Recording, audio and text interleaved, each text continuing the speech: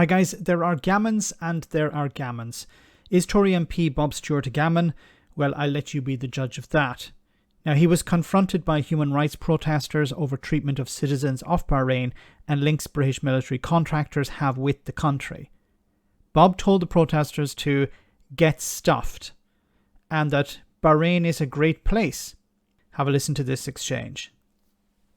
Bob Stewart, for how much did you sell yourself to Get the stuffed. regime? Bahrain's a great place. End of. You were paid by him No way, recently. I hate How dare you accept money make a from lot a of fuss. dictatorship? 16 years old.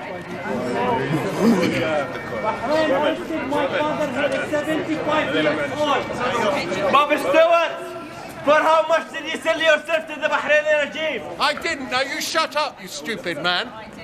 You are stupid. How much? Did you accept any money from the Bahraini regime? Did you? You're taking money off my country. Go away. Wow. Okay. Just a little bit of background on Bob Stewart, Conservative MP, former member of the military. And just a little bit about his political career, which is quite colourful. I'm not going to go into too much detail here, but it says here, in the House of Commons, Stewart sits on the Northern Ireland Affairs Committee and has previously sat on the Committee on Arms Export Controls and Defence Subcommittee. That'll be interesting a little bit later on. Stewart employs his wife as a senior parliamentary assistant. He was listed in an article in the Daily Telegraph criticising the practice of MPs employing family members on the lines that it promotes nepotism. During an interview with Russia Today, the following in 2018, that followed the Stoneman Douglas High School shooting, Stewart suggested that teachers in American high schools may have to be armed. And one part here, which is interesting as well. In July 2021, Stewart was one of 5 Conservative MPs found by the Commons Select Committee on Standards to have breached the Code of Conduct by writing to the Lord Chief Justice to try and influence a judge not to release character statements made by ordinary members of the public, former constituents of the former Conservative MP Charles Efflick, who had previously been found guilty on 3 counts of sexual assault and sentenced to 2 years in prison. Stewart reportedly wrote to the judge saying Efflick's sentence should take into account his hard work as an MP and described his crimes as folly. Now, Bob said that Bahrain is a great place. Well, according to Human Rights Watch, they're in disagreement. Freedom of expression, association and peaceful assembly is strictly restricted in Bahrain. There is the death penalty in Bahrain for people, and it's also used against political opponents. Security forces and prisons are extremely oppressive.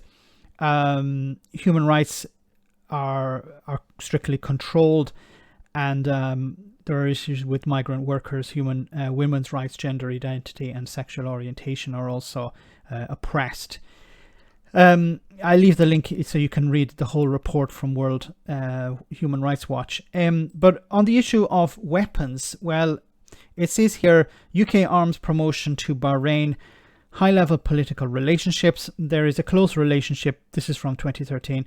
There is a close relationship between the UK government and the authoritarian Bahraini regime. On the 7th of August 2013, Bahrain's King Hamad met the Prime Minister David Cameron in Downing Street, expressing his thanks for the UK's supportive stance towards Bahrain.